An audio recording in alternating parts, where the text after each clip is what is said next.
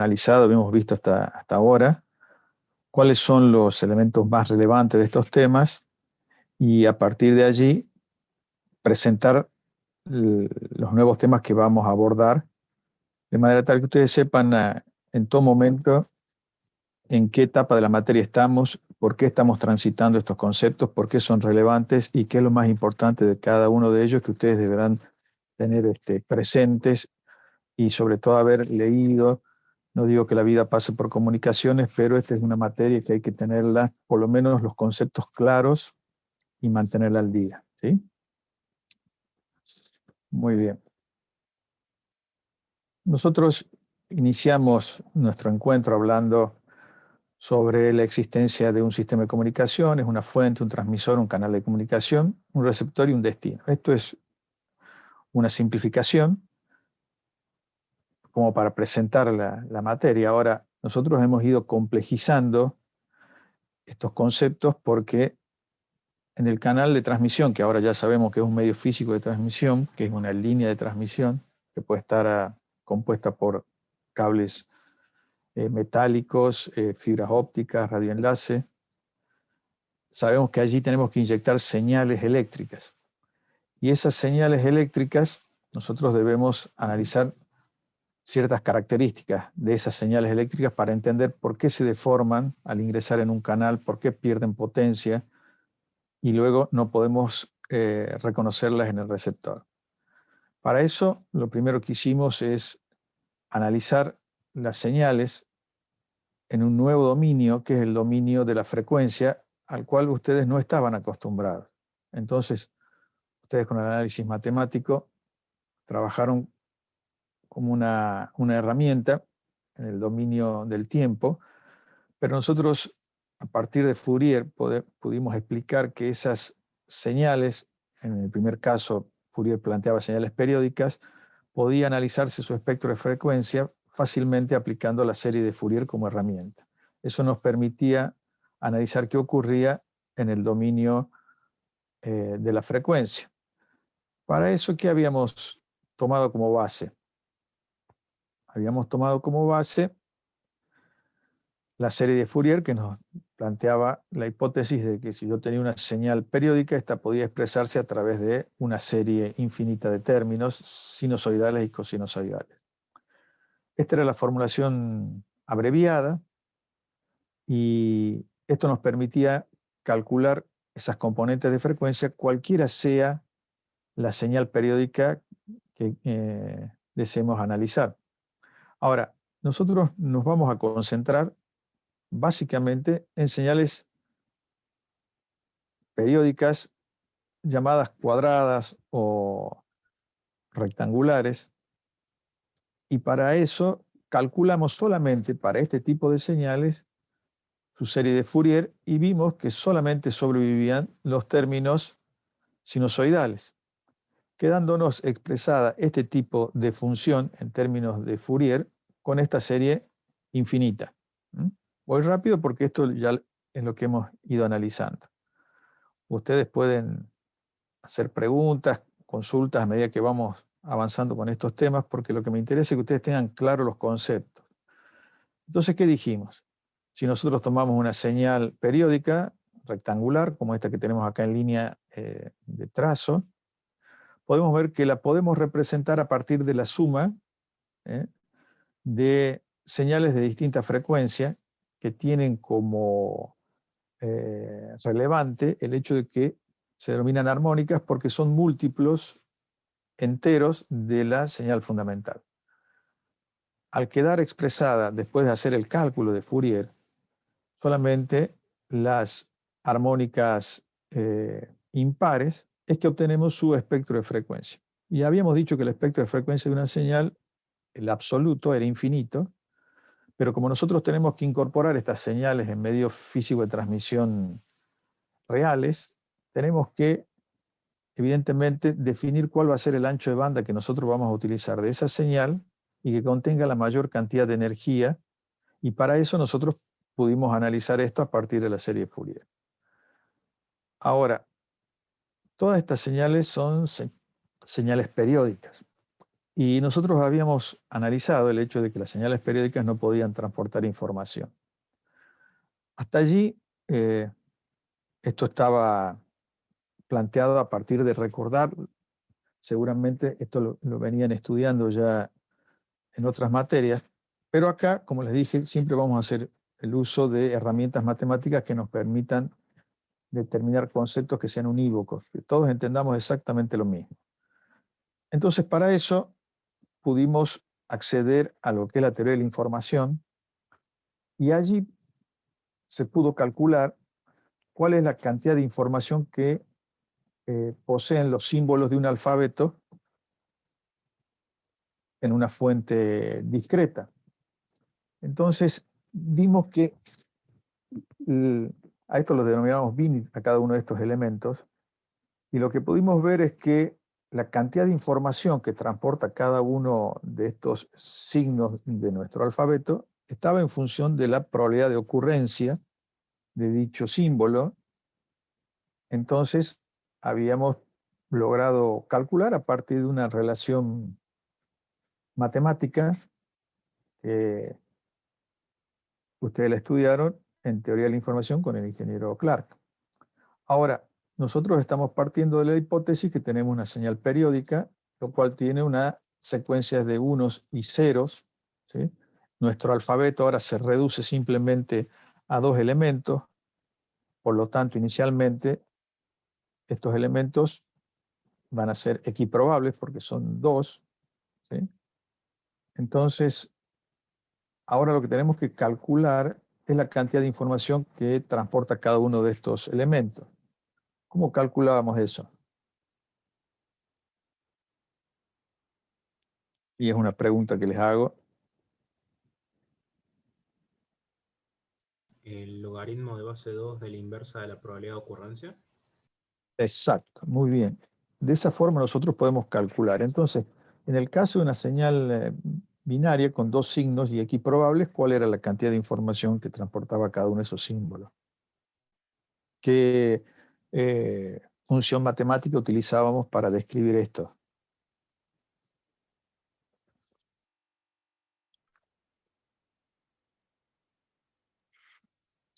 ¿Cuál es la probabilidad de ocurrencia de estos símbolos? Tomando en cuenta que son solamente dos.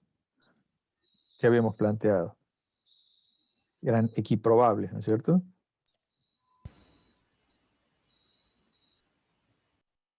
Un medio Así si la son hago. dos símbolos. La mitad. Claro, un medio cada uno. Claro, la probabilidad es un medio. Entonces, la cantidad de información que transporta cada uno de estos binit, ¿a cuánto es igual? El logaritmo en base 2 de un medio. Perdón, de 2. De 2, porque es 1 sobre un medio, ¿verdad? Claro. Si lo queremos expresar en bit o en Shannon. Logaritmo en base 2 de 1 sobre la probabilidad. La probabilidad es un medio, o sea que nos queda el logaritmo en base 2 de 2, que nos da como resultado ¿cuánta información? 1. Un que siempre tiene unidades. Acuérdense que siempre tiene unidades. Todo lo que resolvemos tiene Un bit. unidades. Un bit, exactamente. Pero ahora nosotros estamos hablando de una señal periódica, ¿verdad? Estamos tratando de entender lo que Fourier nos propone y por qué efectivamente una señal periódica no contiene información. ¿Cuál es la probabilidad en esta señal periódica de ocurrencia de estos binit? Es 1, porque es 1, periódico. exactamente, es 1. Porque, primero, la probabilidad se expresa entre los valores 0 y 1, ¿verdad? Sí. Eso tiene que estar muy claro. Bien, entonces, si yo tengo un 1 como primer bit, no tengo ninguna incertidumbre que el próximo bit va a ser 0 porque es una señal periódica y luego el otro bit va a ser un 1 y así sucesivamente. Entonces, ¿cuál va a ser la cantidad de información que va a transportar cada uno de estos símbolos?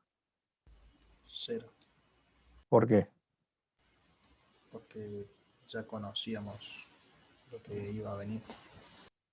Bueno, pero aquí está donde nosotros Por eso estudiamos la matemática. Dijimos, vamos a tener una herramienta para que todos podamos entender exactamente lo mismo.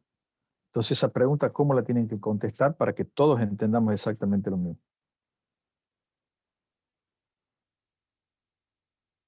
Y Aplicando la allí donde, fórmula. y entonces, ¿cómo resolverían eso? Como el logaritmo de base 2 de 1. Ajá. ¿Y eso cuánto nos da? 0. 0. ¿Sí? Acuérdense de la función logaritmo. Por eso es que esa es la forma de contestar cuando uno evalúa. Es decir, bueno, acá la probabilidad, la cantidad de información es 0, porque la probabilidad es 1, y el argumento de una función logaritmo, si es igual a 1, obtenemos 0 como valor de la función logaritmo. ¿Sí? Entonces, matemáticamente ya tenemos herramientas con las cuales cualquiera que no tenga en claro el por qué es así, ahora tiene todas las herramientas para entenderlo. Perfecto. Profe, Entonces, ¿puedo repetir eso lo del logaritmo, la parte esa, la de por qué daría 0, la cantidad de información? bueno, fíjense, de todo lo que vieron en teoría de la información, esto es lo que tienen que tenerlo muy claro. ¿Sí? Entonces, esta clase es justamente para que hagan este tipo de preguntas. Si a alguno no le queda claro, este es el momento de preguntar. ¿Sí? Entonces, nosotros dijimos que tenemos una herramienta con la cual medir la cantidad de información que transporta cada símbolo, y esto es igual al logaritmo en base 2 de 1 sobre la probabilidad de ocurrencia de ese símbolo. Dijimos que como esta es una señal periódica, yo no tengo ninguna incertidumbre respecto de cuál es el valor del próximo bit. ¿Sí? Entonces, quiere decir que mi probabilidad es 1, porque tengo certeza. Entonces, logaritmo en base 2 de 1 sobre 1, que es igual a 1, o sea que el logaritmo en base 2 de 1, ¿a qué es igual? Como yo conozco la función logaritmo, sé que para el valor 1, para el argumento de la función logaritmo, el logaritmo es igual a 0. ¿Sí? Esto es lo que tenemos acá, que es algo notable del logaritmo para comprender, que es lo mismo que hemos estudiado cuando hemos aplicado en decibeles. Si el argumento, lo que yo tengo acá de una función logaritmo, está entre 0 y 1, los valores que obtengo son negativos. ¿Sí? Si está entre 0 y 1, el argumento, los valores van a ser negativos. Si son mayores que 1, los valores van a ser positivos. Estas cosas las tengo que tener claras a la hora de usar la herramienta logaritmo. ¿Ahí se evacó la duda? Sí, gracias. Bueno, pero entonces, ¿cómo hacemos para saber la composición de la densidad espectral de potencia de un pulso que no sea periódico, digamos, un solo pulso rectangular? ¿Cómo hacíamos para encontrar ese valor? Porque, ¿cuál es el espectro de frecuencias de una señal periódica? ¿Es discreto o es continuo? De una señal periódica, el espectro de frecuencia es discreto. Bien, bien. Pero esa señal no transporta datos, ¿verdad? No puede transportar información. Y nosotros queremos transportar información. Entonces, ¿cómo hacemos para analizar las señales que sí van a poder transmitir información y que nosotros necesitamos saber cuáles son sus componentes de frecuencia? ¿Cuánta energía transporta cada una de estas componentes de frecuencia que en definitiva nos termina definiendo el ancho de banda de esa señal? ¿Cómo hacíamos para salvar este gran problema? Nos ayudábamos de la forma exponencial de la serie con las fórmulas de Euler.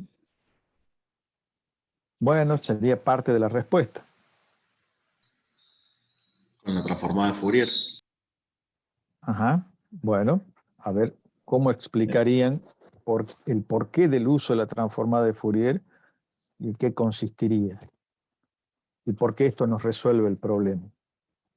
Estas serían preguntas de un final. Por eso cuando muchas veces yo desde el principio les dije, quiero romper este mito de que acá enseñamos electrónica, y lo que estamos simplemente viendo son algunos aspectos físicos, algunos aspectos matemáticos, que explican el fenómeno que ocurre a la hora de querer transmitir datos, y de lo cual nosotros damos cuenta solamente desde el punto de vista cualitativo, el por qué y para qué, haciendo algunos cálculos sobre capacidad de canal, velocidad de transmisión, que lo único que hacen es, de algún modo, refrendar lo que en la teoría estamos planteando. Pero todo esto es un análisis cualitativo, y lo que estamos haciendo uso es de una herramienta matemática que es común a todas las ingenierías. Por eso ustedes se reciben de ingenieros. Nos ponemos de acuerdo con un lenguaje que es el lenguaje matemático, ¿sí?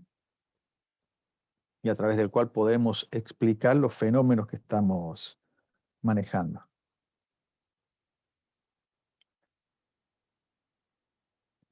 ¿En qué consistía entonces el artilugio de Fourier para lograr analizar cuál es el espectro de frecuencia de un pulso rectangular aislado? Creo que lo primero que hacíamos era cambiar los límites de integración, que corríamos el periodo, eh, eh, un, claro, corríamos el periodo sobre, ¿cómo se llama esa letra griega? Tau. Lo corríamos como medio dado para allá, y nos quedaría unos límites de integración nuevos, que eso después con los despejes y los artilugios nos quedaría como más fácil de desarrollar. Bueno, es parte de la respuesta, sigue siendo parte. Primero, un aporte que hicieron es decir, bueno, utilizamos series de Fourier. Luego, series exponenciales, series trigonométricas de Fourier, y con eso explicaban lo que ocurría con señales periódicas. Y acá lo que tomamos como estrategia era cierto, trabajamos con series exponenciales de Fourier, con series exponenciales. Esas series exponenciales podemos utilizarlas gracias a las igualdades de Euler, ¿sí?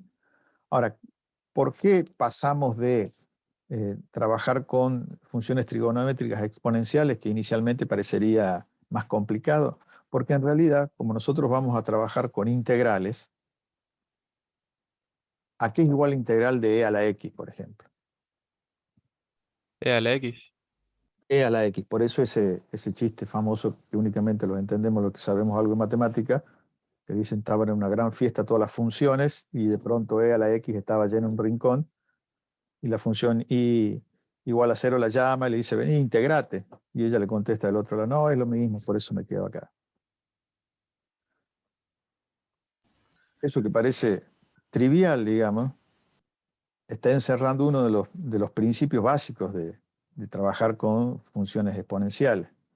Entonces, hacemos uso de la serie exponencial de Fourier simplemente para que el cálculo, porque seguimos calculando la integral, sea mucho más sencillo. Ahora, aquí el truco está en que cuando tenemos una señal periódica, vamos a tener lo que llamamos duración del pulso y lo que llamamos el período. Y a la duración del pulso habíamos llamado tau. Entonces, ¿qué hacíamos? Calculábamos la integral. Esa integral de Fourier nos daba como resultado, haciendo uso de la serie exponencial de Fourier, la conocida señal seno de x sobre x, ¿sí? Esta que tenemos acá, que nos muestra nuevamente un espectro discreto, porque hasta aquí no hemos cambiado nada, solamente hemos utilizado la serie exponencial de Fourier. Ahora, la distancia entre cada una de estas armónicas está dada por omega 0, que es 2pi por la frecuencia, que es lo mismo que 2pi sobre el período. Entonces, acá lo que se hace es mantener constante la duración del pulso y aumentar el período. Entonces, cuando hacemos eso, habíamos visto que el espectro estas líneas discretas se empiezan a aproximar entre sí. las armónicas se empiezan a aproximar entre sí. Eso significa, si tau le dábamos el valor 1 y a t, en este caso, esto es tau, y t desde acá hasta acá vale 2. Y fíjense, cuando la relación empieza a aumentar, tau sigue siendo constante, igual a 1, y t, el periodo, es el que va creciendo. Fíjense que lo que yo estoy logrando es aislar este pulso. Y cuando t tiende a infinito, pero tau sigue siendo igual a 1, yo he logrado aislar este pulso. Ahora, si yo lo veo en el gráfico, a medida de que el periodo crece manteniendo constante tau, llega un punto en que mi espectro es continuo. Entonces, para nosotros lo más importante va a ser la duración de ese tau, del pulso, porque va a terminar definiendo, fíjense, acá yo lo que veo es la distribución de la tensión en función de la frecuencia. Cada componente de frecuencia, qué valor de tensión está transportando. Pero nosotros hablamos de que nos interesa saber qué ocurre con la potencia de la señal. Entonces, nosotros veíamos que podemos utilizar el concepto de potencia normalizada. Entonces, el concepto de potencia normalizada es simplemente, para que sea más sencillo de trabajar, adjudicar a la resistencia el valor de 1 ohm. Entonces, si nosotros recordamos a qué es igual la potencia, ¿cuál es la fórmula de la potencia?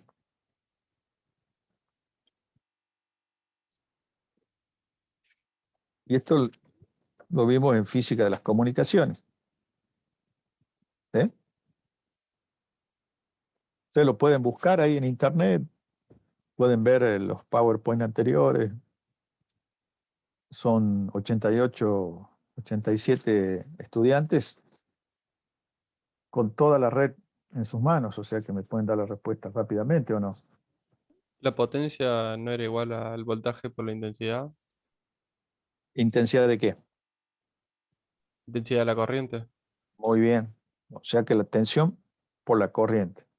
P igual a V por I. Perfecto. Ahora, según la ley de Ohm, ¿a qué es igual la corriente? Según la ley de Ohm. Según la ley de Ohm, la corriente es igual al voltaje sobre la resistencia. Muy bien. Y si ahora reemplazo este valor de corriente en la fórmula anterior, ¿cómo puedo expresar la potencia? Voltaje al cuadrado sobre resistencia. Muy bien. Fíjense, por eso, qué astuto el que dijo, bueno, hagamos potencia normalizada, resistencia igual a 1, entonces la potencia normalizada, y eso hay que grabárselo, ¿a qué es igual? Voltaje al cuadrado. Muy bien. A la tensión al cuadrado, ¿sí?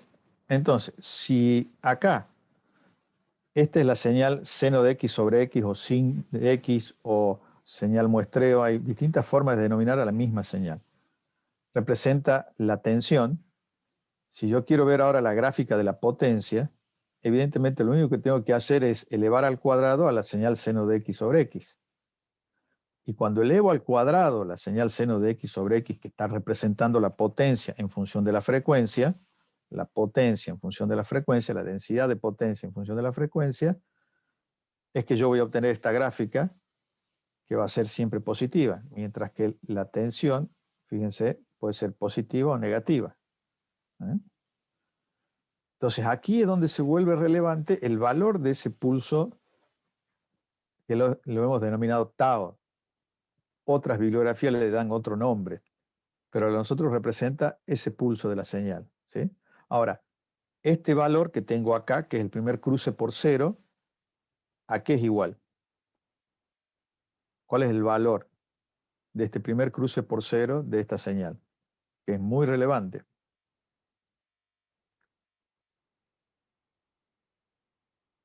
Que yo se los puse cuando... ¿No era pi, profe? ¿Cómo? ¿No era pi? Cuando hablamos de seno de x sobre x, sí. Ah, Pero no. cuando ahora hemos dicho que esto es tau, ¿a qué es igual este valor que tengo acá?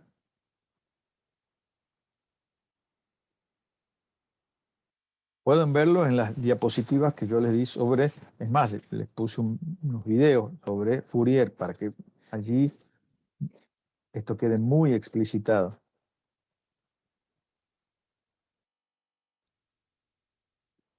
Porque fíjense que esto define el ancho de banda, ¿verdad? ¿Se acuerdan de los criterios de ancho de banda? Estaba el criterio del primer nulo, el criterio de nulo a nulo, el criterio de Nyquist, que es justamente la mitad del primer nulo.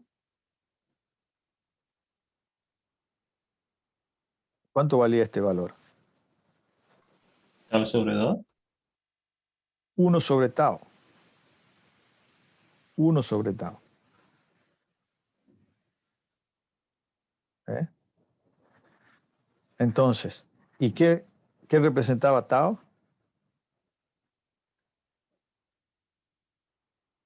La duración del pulso, ¿no era? Exacto, la duración del pulso. Eso significa que si mi símbolo de la señal, que es tau, es cada vez más pequeño, porque a ustedes les gusta mucho gigabit por segundo, ¿cómo va a ser el ancho de banda? Si 1 sobre tau representa el cruce del primer nulo y si lo tomamos como criterio de ancho de banda, ¿qué pasa si tau disminuye? Aumenta el ancho de banda. Aumenta el ancho de banda. Eso quiere decir, fíjense que 1 sobre tau es igual a la velocidad de señalización, ¿verdad? Ustedes vieron velocidad de señalización con el ingeniero Clark, lo que era la velocidad de señalización y la tasa de bit o velocidad de transmisión. Sí, creo que no lo vimos como 1 sobre tau, pero sí vimos velocidad de señalización. Es 1 sobre la duración del pulso y le pueden haber dado cualquier letra en el denominador, pero es 1 sobre la duración del pulso. Habitualmente se usa la letra tau. O sea que la velocidad de señalización R minúscula, y le pueden dar usar cualquier letra mientras sepan qué es lo que están haciendo. Es decir, bueno, R minúscula, velocidad de señalización igual a 1 sobre tau. Tau, duración del pulso. O pueden poner F, velocidad de señalización igual a 1 sobre H. ¿Y qué es H? Duración del pulso. ¿Se entiende esto, no? Porque en distintas bibliografías van a encontrar con distintas letras. Lo que tienen que saber es qué representa cada una de esas letras. ¿Eh? O esos signos que se utilizan. Entonces quiere decir que esto numéricamente coincide con la velocidad de señalización, numéricamente. ¿La velocidad de señalización en qué unidades se mide?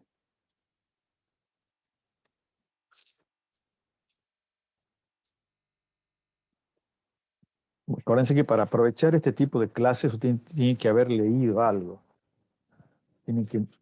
Porque la idea es integrar los conceptos que ya hemos aprendido. Si no, no podemos integrar nada. Integral de cero. Baudio, muy bien. ¿Y el Baudio a qué es igual? Bit sobre segundo. No, el Baudio a qué es igual. No es bit por segundo, eso es otra unidad. Esa es la unidad de la tasa de bit, también llamada velocidad de transmisión. Porque es la cantidad de información que cada símbolo transporta.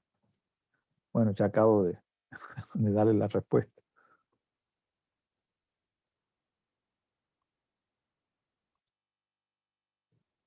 Estas son diapositivas sacadas de las presentaciones que ya hemos visto, ¿no?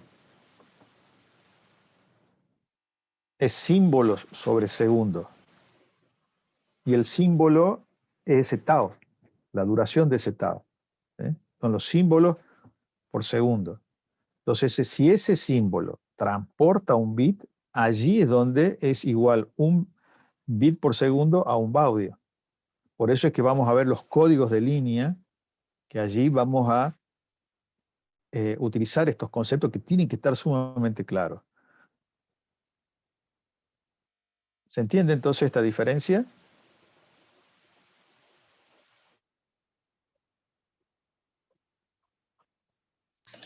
Más o menos, profe, no entendí qué sería el baudio, A ver. igual a qué sería el baudio. A símbolos sobre segundo. Vamos a verlo. A ver, voy a hacer una cosa. Voy a compartir. Vamos a adelantar un poco esta clase que yo les había armado acá para que entiendan la diferencia.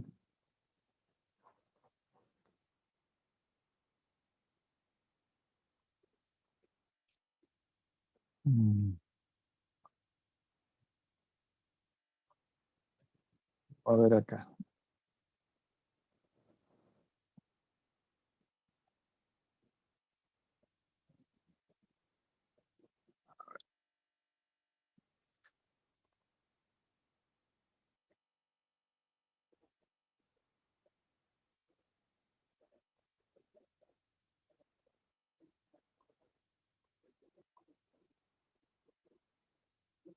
Vamos a ver esto.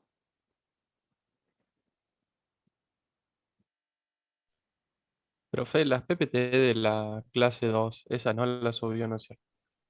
De la clase 2 sí tengo que haberla subida. Porque en autogestión un día mandó las PPT de la clase 1 y después el día Ajá. siguiente volvió a enviar la misma diapositiva. Por eso por ahí creo que, no sé si habrá querido mandar la de la clase 2. Ah, ya me fijo entonces, y para corregir eso. De todas maneras, ustedes al tener el video pueden ir capturando las pantallas y pueden volver a armar el PowerPoint.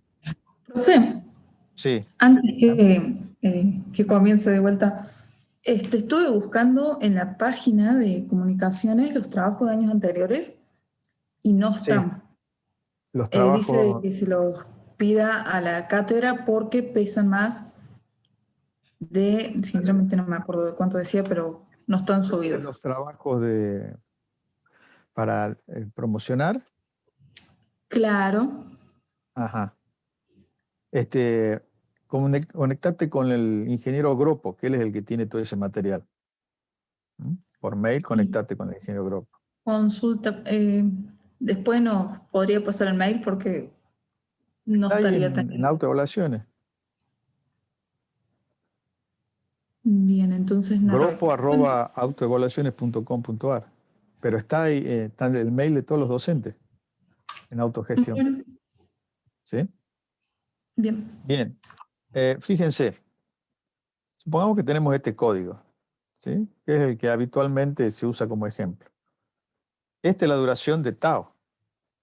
¿Estamos de acuerdo? La duración del pulso. Entonces, la velocidad de señalización va a ser igual a 1 sobre tau. Si el pulso dura lo mismo que el bit, si el pulso dura lo mismo que el bit, o sea, el tiempo del bit, que es el mismo que tenemos acá, entonces estamos en presencia de una igualdad en la tasa de bit a la velocidad de señalización, porque en el código coincide. Pero si el código de transmisión, a ver si tengo acá otro código. Si el código de transmisión, supongamos que utiliza la mitad del tiempo del bit y hace un retorno a cero, a ver, no me queda otra que avanzar con los gráficos sobre lo que íbamos. A ver, vamos a compartir esto. Mira. Zoom.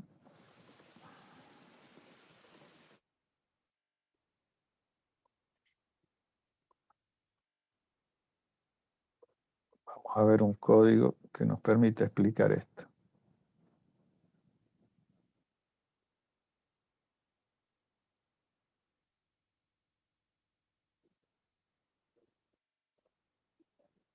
Fíjense acá. Acá estamos en el ejemplo que estamos tratando. El tau, el tiempo del símbolo, es igual al tiempo del bit. Pero fíjense acá en este otro código, tau tiene una duración que es la mitad del tiempo del bit. Fíjense que para transportar un bit, acá yo estoy utilizando dos símbolos. O sea que tau es la mitad del tiempo del bit. ¿Se dan cuenta de esto? Sí. Entonces, si tau es la mitad del tiempo del bit, si yo ahora tengo que comparar este tau respecto de este tau, supongamos que dura 1 milisegundo. ¿Sí? Acá, ¿cuál es la velocidad de señalización si esto dura 1 milisegundo?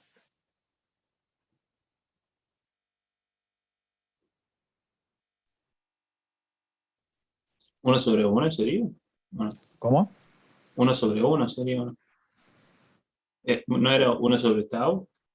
Sí, ¿y cuánto vale tau? Si este tiempo vale 1 milisegundo. 1 sobre ¿Un símbolo milisegundo. sobre milisegundo? No, a ver, vamos por parte, como dijo Jack. Si esto que tengo acá es el símbolo, ¿verdad? Este es un símbolo de la señal eléctrica. Este es el símbolo, la duración del símbolo, desde el punto de vista eléctrico de la señal. Y les digo que dura 1 milisegundo. Si esto dura 1 milisegundo, ¿cuánto dura la velocidad? Perdón, ¿cuál es la velocidad de señalización?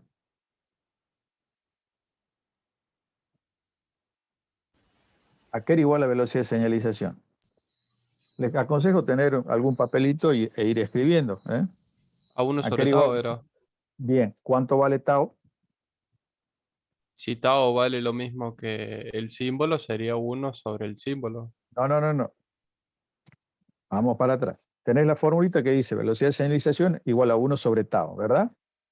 Sí, Bien, ahora la clave es saber cuánto vale tau, para que vos puedas saber cuál es tu velocidad de señalización o no. claro. Bueno, si yo digo que la duración del pulso es igual a 1 milisegundo, ¿cuánto vale tau? Tau. ¿Cuánto vale? 1 milisegundo. Muy bien. ¿Y tu velocidad de señalización? 1 sobre milisegundo. ¿Y cuánto te da? Un baudio. ¿Cómo? ¿No es un baudio, profe? 1 sobre 1 milisegundo te da 1. ¿El baudio qué es? Símbolo sobre segundo. Pero segundo que pasa Símbolo milisegundo por a segundo. segundo. Por segundo. Y acá vos tenés 1 milisegundo. ¿Serían 1000 baudios? ¿Pregunta o respuesta? Las dos. Respuesta. Está bien. Ahora, por ahora valen porque justamente para esto son estas clases. Pero en un parcial o final, acuérdense que tiene que ser respuesta. Si no, es preferible, porque ahí nos damos cuenta inmediatamente que no saben la respuesta. ¿Se entiende, no? Entonces, si vos la unidad es el baudio símbolo sobre segundo, la unidad es el segundo, quiere decir que yo tengo que pasar ese milisegundo a segundo para poder trabajar y obtener el baudio Son como 1000 unidad. baudios, profe. ¿Cómo? Que son 1000 baudios. Exacto, son 1000 baudios, porque es 1 sobre 0,001, ¿es así? El milisegundo. 0,001 segundo. ¿Hasta ahí vamos bien? ¿A qué es igual un baudio, profe? A símbolo sobre segundo. Gracias. Fíjense que se dan cuenta por qué es importante tener en claro la unidad de baudio que la han visto ustedes con el ingeniero Clark. ¿Sí? Que es el símbolo sobre segundo. Entonces, hasta ahí vamos bien, ¿verdad? Ahora fíjense, en este ejemplo, ¿cuántos bits transporta un símbolo de la señal?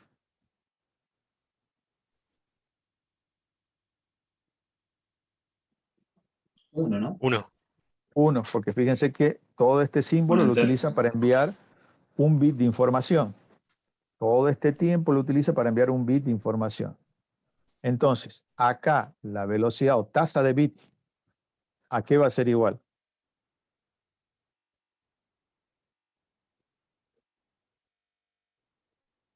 La tasa de bit o velocidad de transmisión es igual a 1 sobre el tiempo del bit. El tiempo del bit es cuánto tiempo utilizo para enviar un bit. 1000 bits por segundo. 1000 bits por segundo.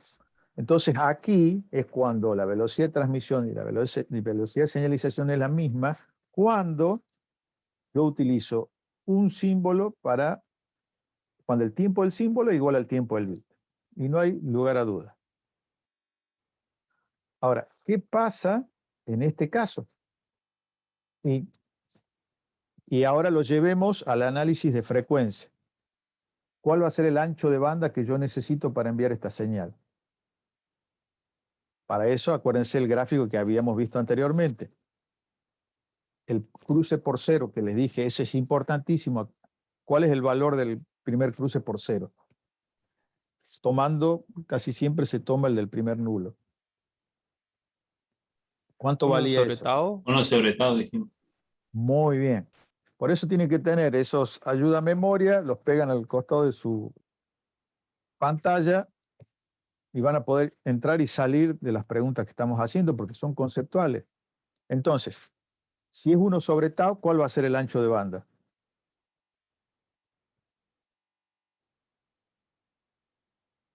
¿1000 hercios? Exacto.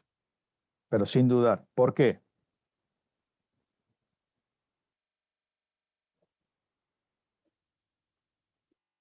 ¿No es porque la velocidad de señalización es 1000 baudios? No.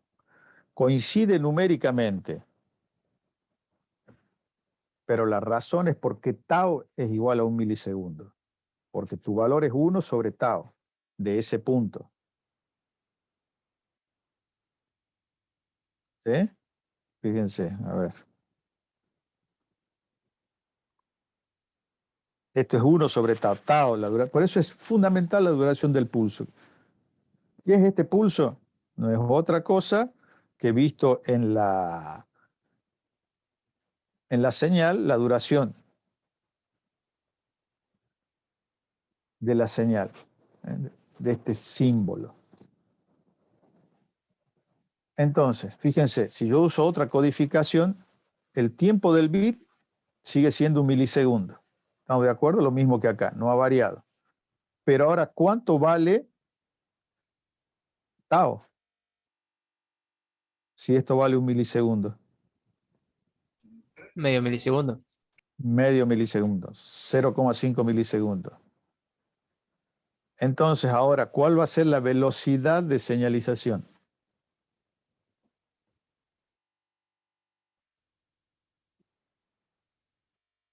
$2000 baudios. Muy bien, 2000 baudios. ¿Y cuál va a ser el ancho de banda? 2000. Y debería ser También 2000. 2000 ¿Cómo? Debería ser 2000. ¿2000 qué? hercios. 2000 hercios. Exacto. Nunca digan 2000 porque eso no es nada para nosotros. Acuérdense que necesitamos las unidades. ¿Estamos de acuerdo? Entonces, fíjense, ¿en qué ha cambiado el ancho de banda de esta señal respecto al ancho de banda de esta señal? En esta, ¿cuánto valía el ancho de banda? 1000 hercios. 1000 hercios. ¿Y acá? 2000 se duplicó. 2000. Entonces, ¿qué pasó con el ancho de banda? También se duplicó. Se duplicó. Se duplicó. Pero la velocidad y la velocidad de transferencia o la velocidad tasa de bit,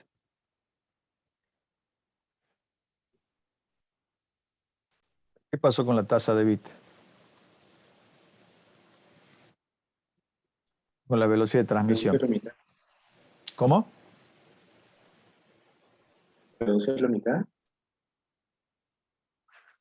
¿Cuánto dura acá? ¿Cuánto tiempo necesito para enviar un bit? Ahora necesito la mitad de tiempo. ¿Cuánto tiempo? Fíjense, acá está, en el gráfico está Milisegundo, súper claro. 1 milisegundo. Ah. El tiempo Profe. del bit no ha durado. No ha cambiado. Fíjense, sigue siendo 1 milisegundo. ¿Qué es lo que cambió? La señalización que utilizo, que tiene 2 niveles distintos en 1 milisegundo. Y esto puede tener 4, 5, 10 niveles. Aumenta mi velocidad de señalización y mantengo constante la velocidad de transmisión. El tiempo del bit sigue siendo constante. ¿O no? Sí, profe, una pregunta. ¿Tasa de bits sería lo mismo que velocidad de transmisión? Sí, ya vamos a ver más adelante, se van a incorporar los conceptos de control y sincronismo, y allí es donde se empieza a considerar, algunos autores consideran la velocidad de transmisión incorporando también la señalización, es decir, el control, el sincronismo, ya eso lo vamos a ver más adelante. Profe, ¿le puedo pedir que repita Sí. cuál es la idea que nos quería transmitir desde el gráfico en que veíamos para ver la amplitud o queríamos ver el ancho de banda a esto en que diferenciamos la señalización del tiempo de un bit? Perfecto. Mire, acá lo más importante es que ahora ustedes saben cuál es el tau ¿verdad? ¿Qué representa? La duración del pulso. Sí. Exacto. Entonces, de la duración del pulso depende el ancho de banda de la señal que yo voy a utilizar. Esto lo vamos a ver ahora, me interesa porque lo vamos a ver ahora con código de línea. Todo esto tiene que estar claro para que podamos entender código de línea. ¿Sí? Entonces, si ese pulso disminuye, aumenta el ancho de banda. Pero eso no significa que yo vaya a enviar más bits por cada símbolo de la señal. Después vamos a ver que hay códigos que nos permiten efectivamente enviar más bits por símbolo de la señal. Por eso es que vamos a hablar de los códigos. Lo único que me interesa es que ustedes tengan claro que el ancho de banda depende de la duración de este pulso, que no es otra cosa que la duración del símbolo más corto de la señal.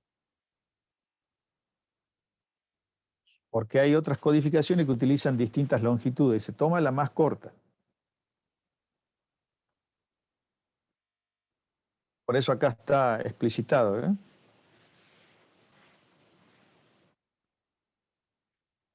Bien. Profe, ¿Ahí se entendió? Sí. sí, otra pregunta. En este caso el ancho de banda coincide porque estamos tomando el criterio del primer nulo, ¿no? Si No, tomáramos no. otro criterio. ¿Cómo? Digamos, vos vas a... Fíjate que tu valor constante siempre va a ser tau, cualquiera sea el criterio que vos tomes. Numéricamente va a cambiar. Si vos decís, el criterio de Nyquist es a la mitad, es justo este punto que está a la mitad. Quiere decir que va a ser 2 sobre tau, acá. ¿Está claro esto? La mitad de acá, si esto es 1 sobre tau, esto va a ser 2 sobre tau. No, perdón. 1 sobre 2 tau. ¿Sí? Sí. Para que sea la mitad. Claro. Entonces, la velocidad, la tasa de bit, si se mantiene constante, pues lo único que estás haciendo es utilizando un código que usa una mayor cantidad de ancho de banda para transmitir la misma cantidad de información. Eso se va a explicitar cuando veamos ahora la clase de código de línea, que quería comenzar también hoy a hablar un poco de código de línea. A ver, podemos hacer lo siguiente. Vamos a ir acá y vamos a ver el tema de los códigos de línea. Vamos a arrancar con la clase código de línea y acá les va a quedar más claro de lo que venimos hablando. Cuando nosotros hemos hablado de códigos de lo que son los canales de transmisión, nosotros decimos que vamos a tener distintos tipos de fuentes, no solamente fuentes digitales, sino que también pueden ser fuentes analógicas. Y vamos a trabajar con estas señales analógicas y las vamos a convertir en digitales o las digitales en analógicas de acuerdo al canal de comunicación que yo quiera utilizar. Entonces allí vamos a hablar de dos conceptos, uno es el de codificación y otro es el de modulación, cuando queramos modificar esto. Quiere decir que nosotros vamos a trabajar con fuentes que pueden ser discretas o pueden ser analógicas. Por ejemplo, la voz humana es una fuente analógica. Yo ahora estoy hablando y mi voz es analógica ingresa en forma analógica, pero debe ser convertida en una señal digital para poder ser enviado luego a través de los medios físicos de transmisión, que dependiendo del canal que yo utilice, la puedo mantener como digital o convertirla en analógica. O mi fuente puede ser digital, yo procesar esa señal digital y seguir trabajando en un canal digital, que es el caso justamente de la codificación de la señal. Por eso es que ahora nuestro transmisor, que era simplemente un bloque, ahora se despliegan dos bloques de trabajo, porque uno es procesamiento de las señales y otro que se llama circuito de portadora, que nos va a permitir modificar la señal si yo quiero a su vez modularla para convertirla en una señal analógica y trasladarla en frecuencia. Pero acá nos vamos a centrar en los canales, en las fuentes discretas, procesamiento digital, inicialmente para un canal digital. Entonces, allí es donde nosotros tomamos esta simplificación, es decir, de la teoría de la información, de poder tener una fuente discreta con X cantidad de símbolos, tomamos una de 2 símbolos, se llaman binits. A esto, por teoría de la información, sabemos que cada uno de estos binits transporta un bit de información. Y si utilizásemos este tipo de señales eléctricas, fíjense que en este caso el tiempo del bit es igual al tiempo de la señal, al tau. Entonces, para este caso particular, es que las señales, tanto el bit como el baudio, son exactamente iguales porque coinciden estos dos tiempos, la del tiempo del bit, el tiempo del bit y el tau. Ahora, nosotros vamos a ver que, ya esto lo hemos estado analizando, modificar la velocidad de señalización implica modificar el ancho de banda. Y el ancho de banda de la señal que voy a utilizar. Puedo llegar a duplicar el ancho de banda de la señal o inclusive triplicar el ancho de banda de la señal, dependiendo del código que yo utilice. Ahora vamos a ver por qué, siendo el elemento más escaso, justamente el ancho de banda de la línea de transmisión, por qué yo querría aumentar el ancho de banda de la señal sin aumentar la velocidad de transmisión. Bueno, ahí es donde van a ingresar conceptos vinculados con el sincronismo, vinculado con la relación señal-ruido y vinculado con la tasa de errores, que es lo que vamos a analizar. Entonces, lo primero que vemos acá, cuando nosotros vamos a ver también, cuando tengamos una fuente analógica, cómo se digitaliza. Luego vamos a ver que eso puede ser enviado por canales analógicos y digitales, y allí es donde esos dos tipos de fuentes van a atravesar por distintos procesos. Nosotros ahora nos centramos en una fuente discreta, que es solamente binaria, 2 símbolos, equiprobables, que transportan cada uno un bit. Listo. Ahora, ¿qué queremos hacer con esa señal MDT? La vamos a ingresar para poder transmitirla a través de un canal real. ¿Qué vamos a hacer? Ahora vamos a ver que si nosotros modificamos la relación entre el tiempo del bit y el tiempo del símbolo, eso nos lleva a que los distintos códigos, fíjense, tengan distintas distribuciones espectrales de potencia. Este, que es el código no retorno a cero, por ejemplo, fíjense, esta es su gráfica en azul, este es el primer nulo. Para Manchester, que vemos acá este código que evidentemente tiene el doble de frecuencia porque el tiempo del bit es el doble del tiempo de la señal. Eso nos lleva al doble del ancho de banda, lo que recién acabamos de analizar. Entonces decimos, existen distintos códigos. Ahora, este código, fíjense que no tiene componente de continuo, porque volviendo al análisis de los gráficos que venimos analizando con Fourier, por eso es importante entender bien Fourier. Fíjense, el gráfico este que está en azul, lo ven acá claramente que corresponde al código no retorno a cero polar, y este que tenemos acá es el no retorno a cero unipolar, el que está acá en rojo, fíjense en rojo, corresponde a este código. Ya lo vamos a ver a eso. Pero acá les presento, y ya pueden hacer un análisis cualitativo de qué es lo que está ocurriendo. Fíjense, en esta, que es este código de acá, ¿dónde está concentrada la mayor cantidad de energía? ¿Para qué frecuencia?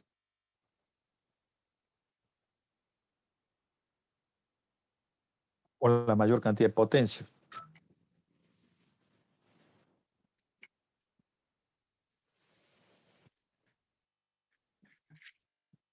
Haciendo un análisis gráfico, de ¿No lo que sería el ya azul? aprendía. Bueno, tomando solamente este gráfico que está acá en rojo, ¿lo ven acá? Y dice Sí. no retorno a cero, corresponde a este código que tenemos acá. Entonces nos centremos solamente en esa gráfica. En esta gráfica que está representando la densidad espectral de potencia de ese código, que no es otra cosa que mostrarnos cada frecuencia qué cantidad de energía transporta. ¿Dónde está concentrada la mayor cantidad de energía? ¿O qué frecuencia transporta la mayor cantidad de potencia? De 0 a 1. 0, digamos. 0,8. No, yo por a ahí, ver si es. 0,8, sí. Bueno, fíjense que esto comienza en cero, este gráfico comienza en cero.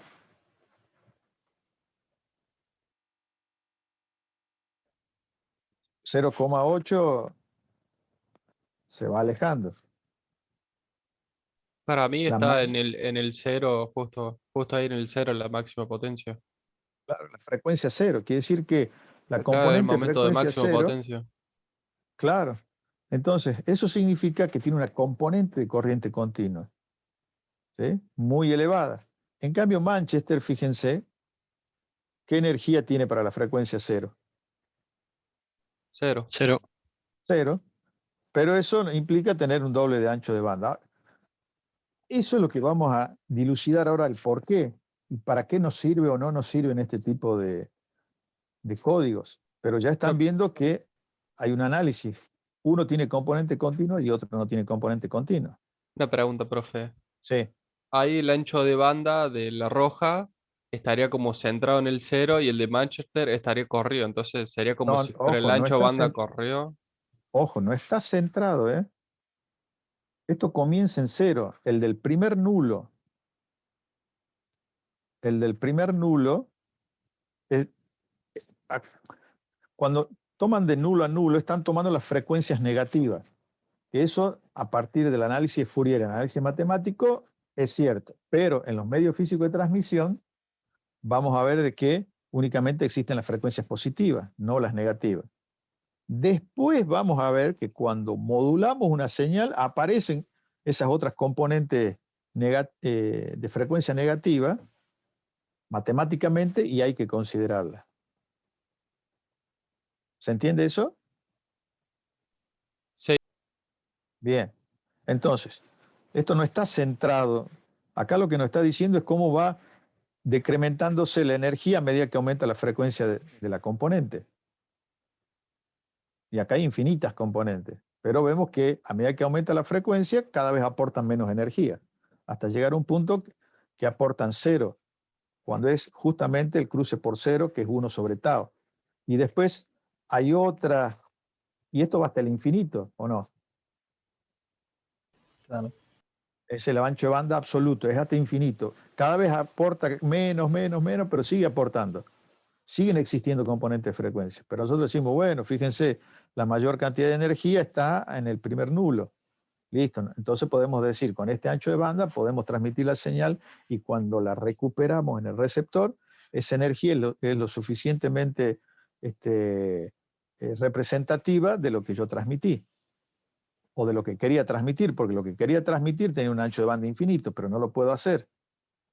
Entonces transmito solamente la energía que está dentro del primer nulo y eso comparativamente es mucho mayor que el resto de la energía que estamos despreciando.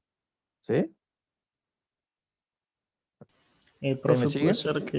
puede ser que en un momento dijo algo sobre continua o alterna. No entendí a qué se refería con eso. Componente continua. Ahora lo vamos a ver, porque acá creo que, a ver si les puse acá, acá está, sí. Acá, a ver, ya llegamos ahí lo de componente continua, para que los veas explicitado. Esto que les estoy diciendo de que un código tenga un ancho de banda y otro código tenga el doble de ancho de banda, fíjense que acá les puse los dos ejemplos. La duración del bit, tomemos el ejemplo del milisegundo y les doy un milisegundo porque es fácil hacer las conversiones, digamos. Esta tiene un tiempo del bit de 1 milisegundo y este tiene un tau también de 1 milisegundo porque es un código no retorno a cero. ¿Sí? ¿Se ve ahí claramente esto? Lo que analizamos recién. Este otro código tiene, la duración del bit sigue siendo la misma, pero ahora tiene dos elementos de señal, o sea que la duración del símbolo acá, de la señal, es la mitad de la duración del tiempo del bit. El tau es la mitad del tiempo del bit. Entonces, fíjense que en este caso va a crecer el ancho de banda respecto del que tenía con este código. O sea que este punto se va a trasladar hasta acá. O sea que la señal tendría que ser el cruce en el primer nulo, estaría acá numéricamente, que eran los 2 kHz. Y para este código que está en rojo estaría acá en 1 kHz. Este no es el del segundo nulo, sino que esta gráfica tendría que trasladarse hasta acá. ¿Se entiende eso, no? Tiene que ocupar todo este ancho de banda, el código que está en celeste, lo cual implica que este punto se traslada acá. ¿Podemos hacer una definición formal de código, profe? Así yo dejo anotado. Como una definición formal de código. ¿Qué es código? Para tener anotado. Para tener anotado. A ver, yo...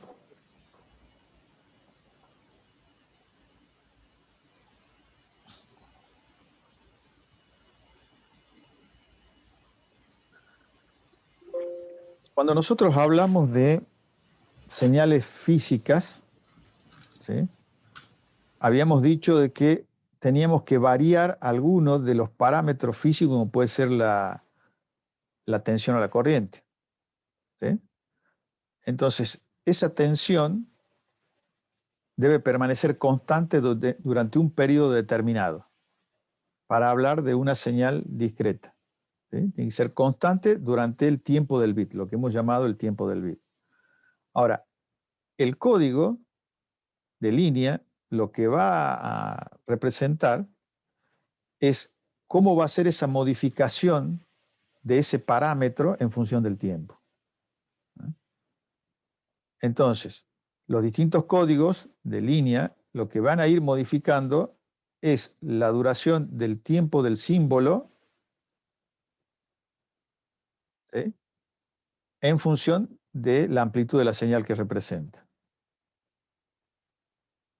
Entonces vamos a tener los distintos códigos de línea que van a terminar definiendo en el dominio del tiempo la variación de la amplitud, que en este caso es la tensión, porque esto es tensión en función del tiempo,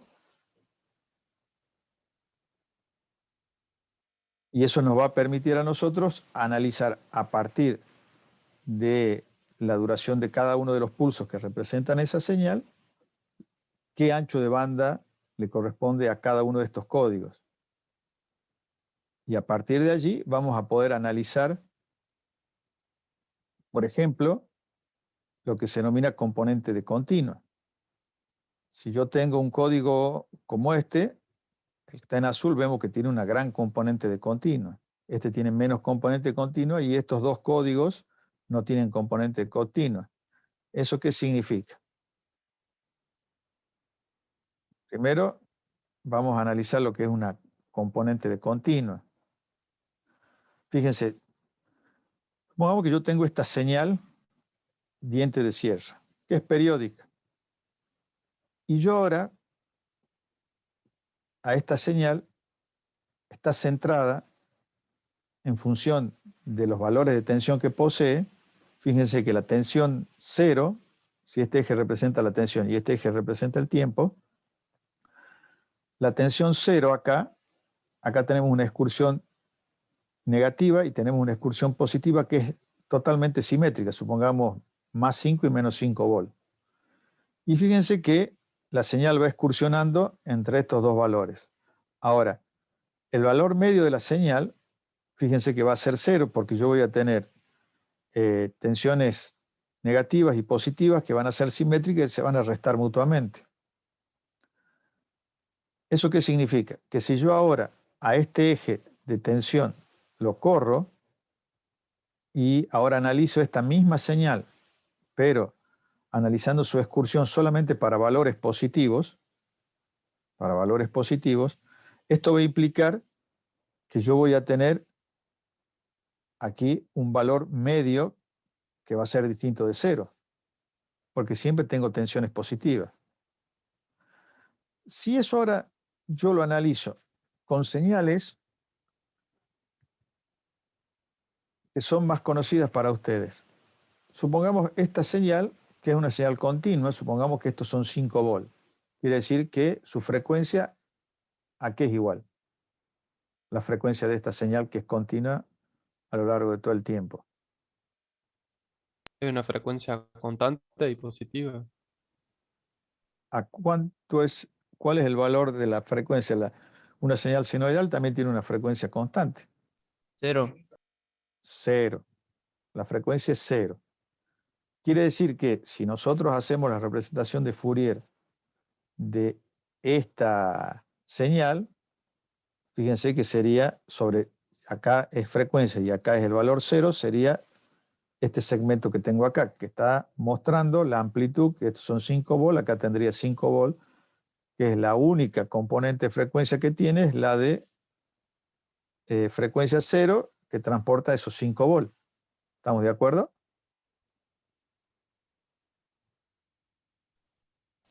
Sí. Sí, profe. Bien, ahora tenemos esta señal sinusoidal. Fourier, Profe, sí, perdón que lo interrumpa. No entendí por qué 0 si estaría en la parte positiva. si estaría en la... no entiendo la pregunta. Claro, esa es como constante, pero estaría dentro de la parte positiva o cómo sería. No entiendo por qué 0. Esto es 0 volt y esto es 5 volt, pero Claro. también podría ser menos 5 volt. Y esos menos 5 volt estarían representados también acá, solo que acá diría menos 5 volt.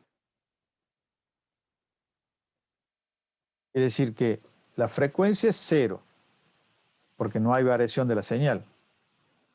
Entonces, toda su energía es transportada por lo que se denomina componente de continua.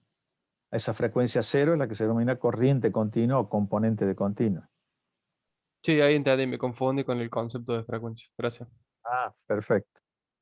Entonces, fíjate acá, yo tengo esta otra señal sinusoidal. Supongamos que esto sea, que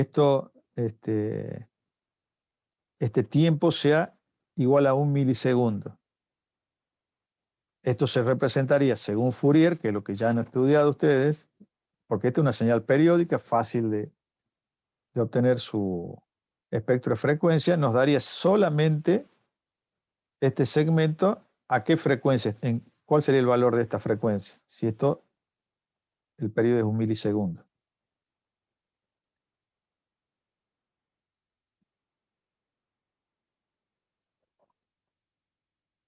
De 1000 Hz. 1000 Hz, exacto, 1 kilohertz. O sea que esto sería 1 kilohertz. Fíjense, esto está ocurriendo en el dominio del tiempo y esto está ocurriendo en el dominio de la frecuencia, ¿verdad? Este gráfico corresponde a este y este gráfico corresponde a este. ¿Estamos de acuerdo? Sí, profe. Sí. Bien. Si yo sumo ahora estos dos en el dominio del tiempo, que es lo que ustedes han aprendido en análisis matemático, la señal suma es esta que está acá, ¿verdad? Es solamente trasladar esta señal acá, que es lo mismo que sumar punto a punto. ¿O no? Sí, es cierto. Sí. Es sumar punto a punto, análisis matemático 1. Perfecto. Pero esta señal en el dominio de la frecuencia, ahora son estas dos juntas. Eso es lo que nos permite ver Fourier. Nos está diciendo, ojo, esta señal tiene una componente continua muy elevada. Mucha energía está siendo transportada por la frecuencia 0. Claro, supongamos que estos son 5 volt, como veníamos diciendo, ¿verdad? ¿Ahí me siguen? Ok. Sí, sí. Y esta excursión máxima de la señal senoidal, esto que tengo acá, supongamos que sea entre 1 milivolt y menos 1 milivolt. Esto que está acá. ¿Estamos de acuerdo? Excursiona entre más o menos 1 milivolt. Ok. Cuando yo sume esto, la máxima tensión en este punto, ¿cuál va a ser? 1001 milivolt. ¿Cuál va a ser el valor acá? 1001 milivolt. Esto valía 5 volts. Y no sería 5,0001 volt. Así. Exacto. 5,0001 volt. Quiere decir que fíjense que la frecuencia de 1 kilohertz aporta muy poca energía, ¿o no? Sí. Sí, poca. O sea que si yo llego a filtrar estos 5 volts, me quedo con 1 milivolt. Y supongamos que mi código de transmisión es para más o menos 5, o para 5 volts, 0 volts. 5 volts un 1, 0 volts un 0. ¿Sí? Entonces, si yo transmito esta señal, que es la suma de estas dos, y me deshago de esta componente continua, lo único que voy a leer es más o menos 1 milivolt, y eso no me va a permitir, a lo sumo voy a interpretar como si fuera 0 volt, que estaría enviando todos ceros, ¿o no? Sí. Sí. Entonces, fíjense qué importante que es la componente de continua o las componentes de distinta frecuencia. Ahora, fíjense por qué es tan trascendente esto para nosotros. Porque cuando yo tengo una red, un medio físico de transmisión y hablo de un canal digital, por ejemplo, las redes LAN son canales digitales porque se envían señales digitales a través de estas redes LAN. Y ustedes se conectan a la red a través de las placas de red. ¿Sí? Ahora, estas placas de red, las conocen ustedes. Si tienen una notebook en este momento, pueden ver al costado de la notebook y van a encontrar una entrada RJ45, que es la entrada a placa de red para que ustedes se conecten con una red LAN. Muchos pueden conectarse a través de un conector RJ45, un patch cord, se conectan con el módem en forma directa y evitan la parte inalámbrica donde pierden mucha velocidad de transmisión, porque ahí su relación señal-ruido es muy mala respecto a lo que sería si se conectan en forma directa. Pero tiene acoplamientos inductivos, quiere decir que tiene pequeños transformadores de línea que lo aíslan galvánicamente, sobre todo contra el ruido y cortocircuitos o sobrecargas estáticas. Eso significa que un inductor, para que funcione, para que induzca en el otro bobinado corriente, ¿cómo tiene que ser la señal? ¿Continua o alterna? Tiene que ser Alterna. alterna. Alterna. Entonces, ¿qué pasa si yo le introduzco esta señal? ¿Esta pasa? No, porque continua. ¿Cuál va a pasar? La sinusoidal. Claro, Se comprende con frecuencia. claro. O sea que perdí 5 volts y me quedé con 1 milivolt. Entonces, para nosotros va a ser muy importante eso. Porque ahora, fíjense, nosotros dijimos, tomemos esta señal periódica, y su periodo es desde acá hasta acá, es la señal periódica, ¿sí? Quiere decir que cuando nosotros sabemos que los medios físicos de transmisión, esto tendrá una determinada frecuencia, que es la inversa del periodo. Sabemos que los medios físicos de transmisión, a medida que aumenta la frecuencia, se genera el efecto Skin, quiere decir que las cargas no viajan alrededor del conductor, perdón, las cargas no viajan por la sección transversal del conductor, sino por la superficie. Y si sigue aumentando la frecuencia, se convierte en una antena y empieza a irradiar ondas electromagnéticas. Bien, se comporta como un filtro pasa abajo. ¿Eso qué significa? Que si yo ahora analizo mi espectro de frecuencia de esta señal periódica de prueba que hemos puesto, podría ser este su espectro de frecuencia, ¿verdad? ¿Hasta ahí me siguen? Sí, profe. Ok, podría ser, sí. Bien, porque es un espectro discreto y cuando calculamos la serie de Fourier nos da esto como resultado. Perfecto. Ahora le hemos inyectado acá, significa, como ya sabemos, que la parte de alta frecuencia no va a poder ser guiada por estos cables. ¿Estamos de acuerdo? Se comporta como un filtro pasa abajo. Ya perdimos esto, ¿o no? Claro. Sí. Bueno, este es el análisis, ¿verdad? Pero ahora, si a este, que es un cable UTP, que justamente van trenzados, y ya lo vamos a ver cuando veamos cables UTP, cableado estructurado, que es al trenzar los cables, lo que hago es cancelar las acciones inductivas y capacitivas entre sí y mejora notablemente la injerencia de los ruidos entre pares. Pero eso ya lo vamos a ver más adelante. Pero si este cable se conecta a través de una placa de red, van a desaparecer las componentes de baja frecuencia, ¿verdad? Estas que son de baja frecuencia y que tienen mucha energía, desaparecen. Quiere decir que nos quedamos con muy poca energía y el pulso se puede deformar lo suficiente como para que yo no lo pueda recibir. Trabajando en enlaces digitales, con señales digitales. ¿Se entiende esto? Profe, Fíjense que ¿Por qué se perderían las frecuencias más bajas? Perdón. eso, ¿podría repetirlo Claro, lo que estaba en el otro gráfico? por esto dijimos, van a tener acoplamientos inductivos las placas de red, no pueden pasar las componentes de baja frecuencia. Entonces, cuando lo analizamos con una señal periódica, ¿qué vemos? Las de alta frecuencia se eliminan por el efecto Skin y las de baja frecuencia, que son estas, se eliminarían si este cable estuviese conectado a una placa de red con acoplamiento inductivo. Ok. ¿Ahí se entiende? Se suman los dos conceptos acá, los dos fenómenos físicos. Es como Entonces, si fueran un filtro, digamos. claro, Dos se filtros, comporta digamos. como un filtro. ¿Acá qué tipo de filtro sería? Los dos juntos.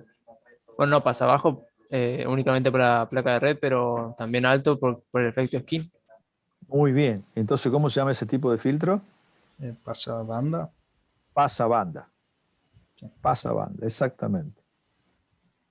Entonces, fíjense cómo empiezan a encajar todos estos fenómenos que lo hemos estudiado por separado en física de las comunicaciones y ahora empiezan a ser las respuestas del por qué ocurren estas cosas. ¿Ah? Yo les dejo todo esto en el PowerPoint, o les voy a subir los PowerPoint. Bien, entonces hasta allí, uno de los fenómenos sería la componente continua puede llegar a ser muy perjudicial a la hora de querer transmitir en canales digitales que existen acoplamientos inductivos. ¿Estamos de acuerdo en eso? Es lo que acabamos de demostrar. Pero, ¿hay algún otro factor? Sí, hay otro factor para tomar en cuenta. Y ahora empezamos a considerar lo que se denomina sincronismo. Después vamos a tener una clase especial de sincronismo, pero acá, para entender códigos, es necesario entender el concepto básico de sincronismo. Cuando nosotros decimos, bueno, la teoría de la información nos dice, este símbolo contiene un bit de información. Y ahora nosotros tenemos que darle carnadura física, es decir, a esa abstracción la tenemos que convertir en una señal eléctrica. La señal eléctrica necesita un nivel de tensión constante durante un periodo constante. ¿Se entiende esto? Y que nos pongamos de acuerdo, esa señal constante durante un periodo constante, ¿qué va a representar? ¿Si al 1 o al 0? Eso es lo que tenemos que definir. Eso va a definir una gráfica en el dominio del tiempo, que es la amplitud de la señal en el dominio del tiempo. La forma en la que va a variar esa amplitud en el dominio del tiempo es la que vamos a terminar denominando código de línea o código de banda base o código de transmisión de banda base, si querían una definición. ¿Sí?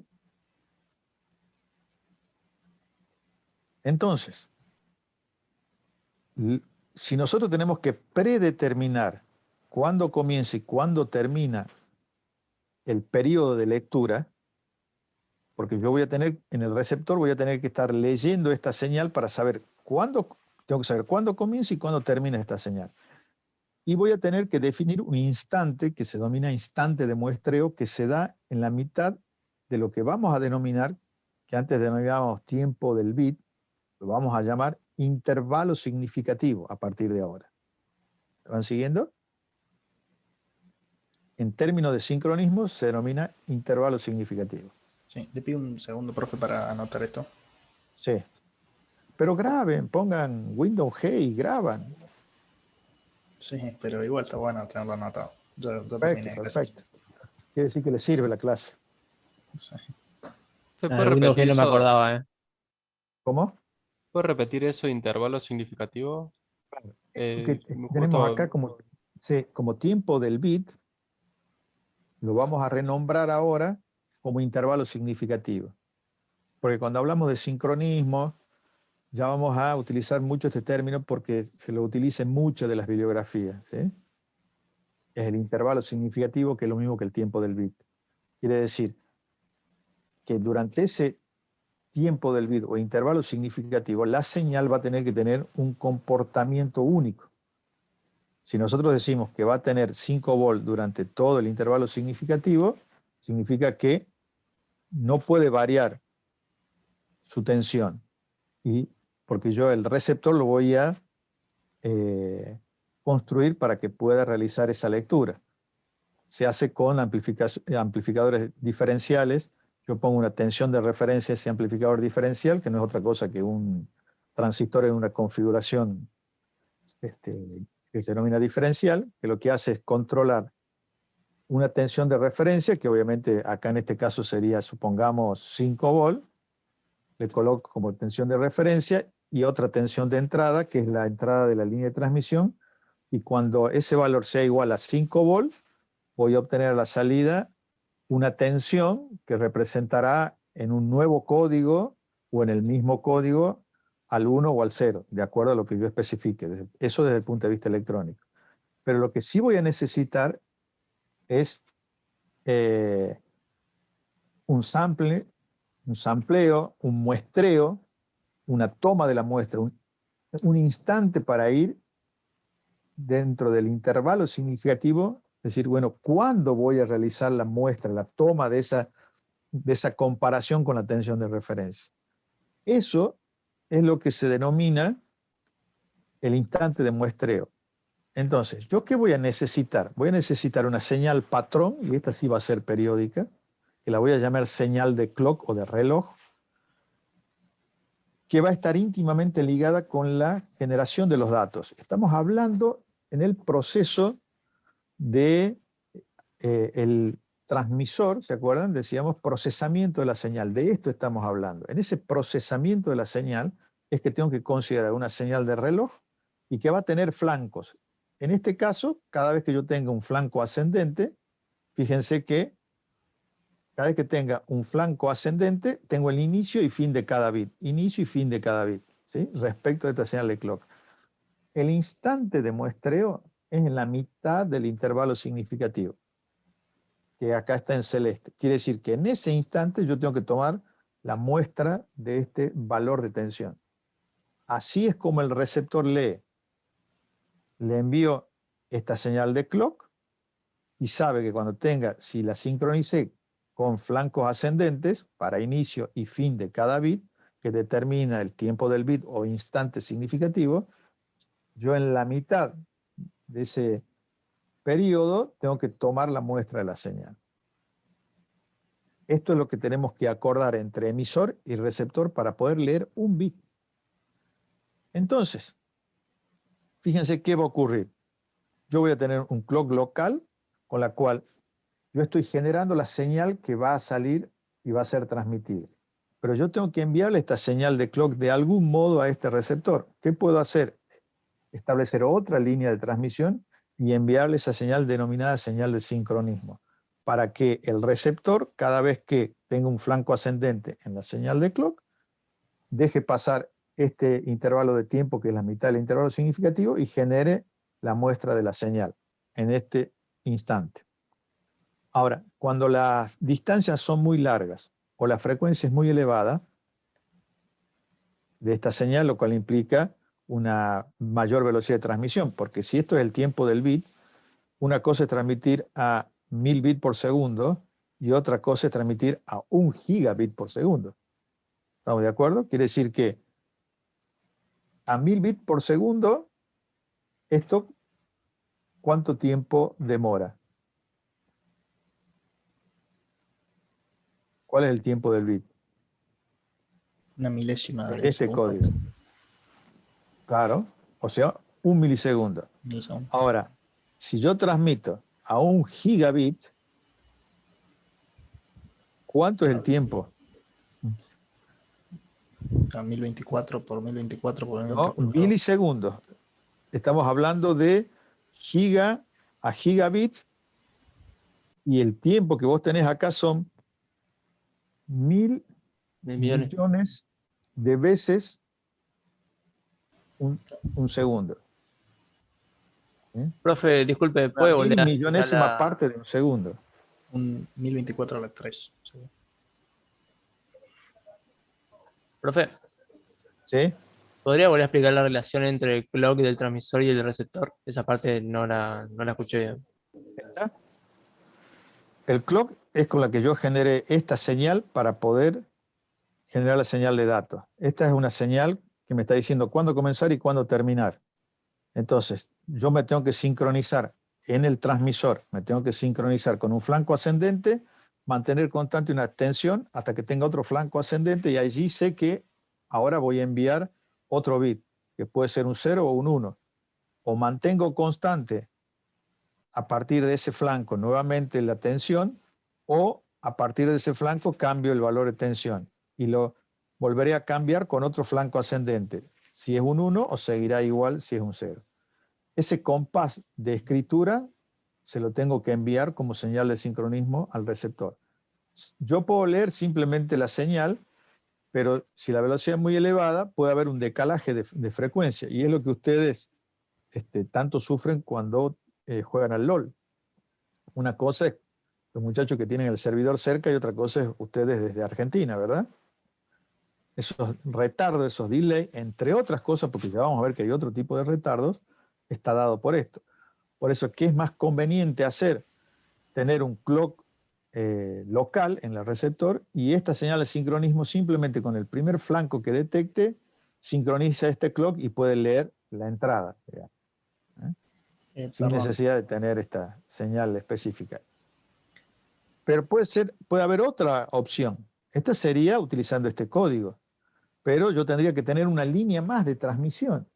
Y ustedes de su casa salen con 2 cables. Para cable de módem o Arnet salen con 2 cables o la fibra óptica. Y ya vamos a ver que tiene solamente una longitud de onda para transmitir y otra para recibir. Perdón, profe. Entonces sí. el clock manda el patrón para que entienda el compás, otro clock en el receptor, o genera la señal que se va a enviar.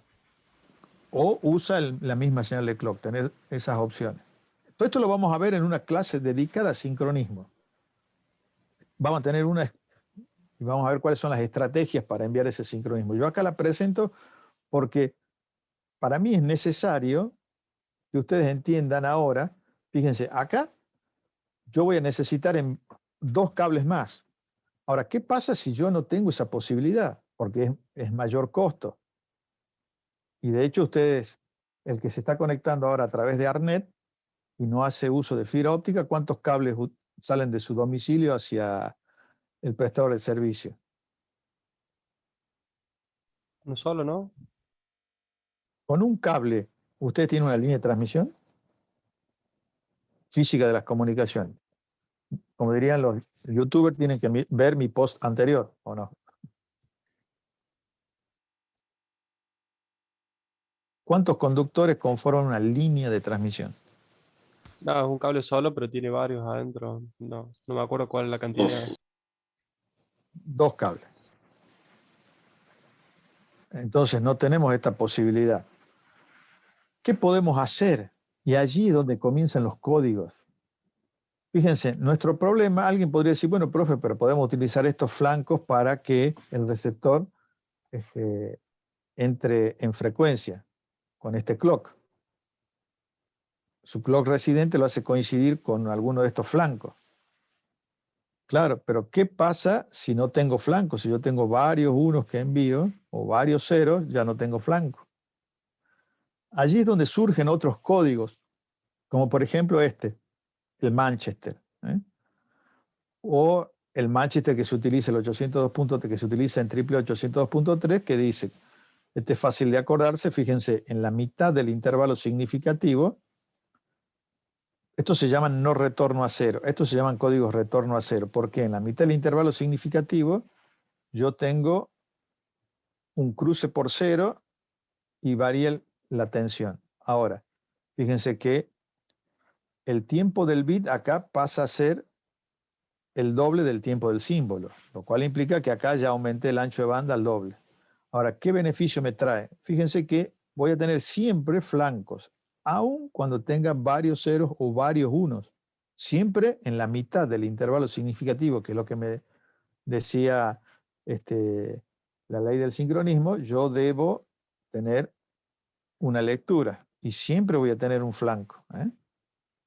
Entonces, quiere decir que estos códigos, la existencia de códigos con mayor ancho de banda, como el caso del Manchester, lo que conllevan es lo que se llaman códigos de autobaudeo o códigos de autorreloj.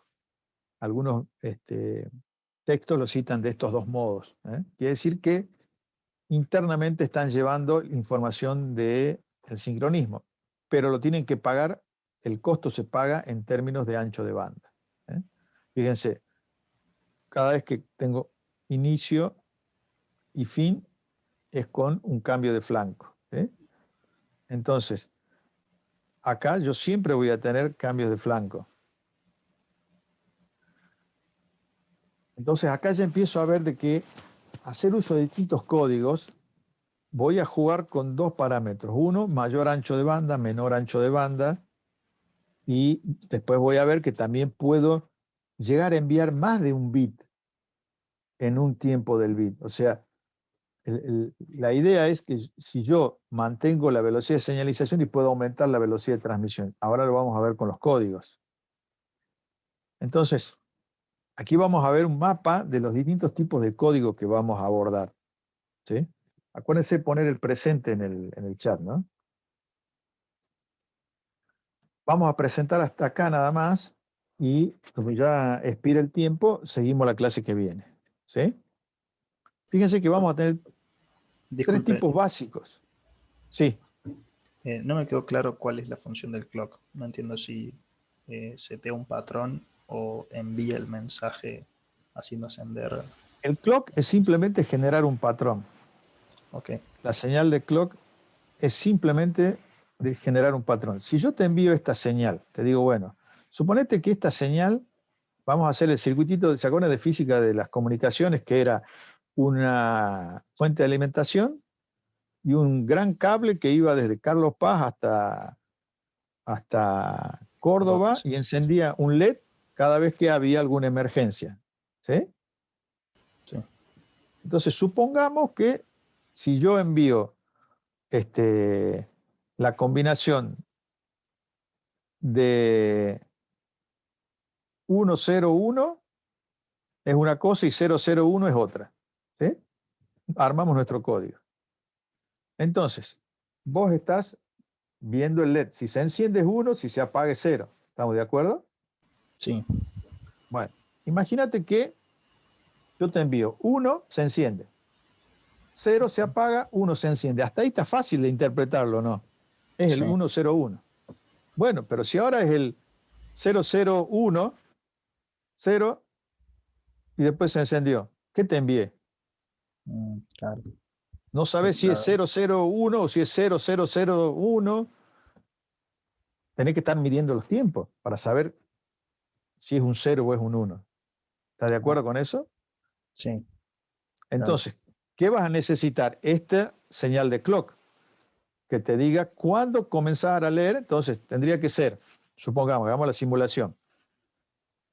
Vamos a hacerla auditiva y lumínicamente. ¿Vamos bien? A ver si me sale. Muy bien. Esto es encendido y esto es apagado, ¿sí?